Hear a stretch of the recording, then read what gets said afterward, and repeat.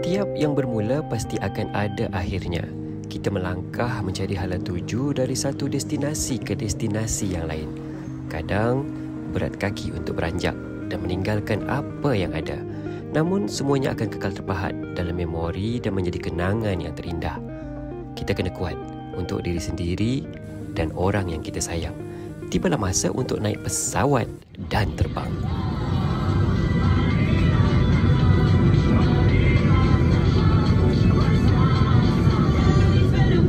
Begitulah kehidupan. Perjuangan harus diteruskan. Masa lalu adalah pengalaman yang berharga, mengajar kita untuk menjadi manusia. Jadi orang dan bukan orang-orang. Jadi kapten untuk kapal yang kita kemudikan. Saya Remy, kapten anda melaporkan. Kita bersedia untuk mendarat sebelum kita terbang lebih tinggi.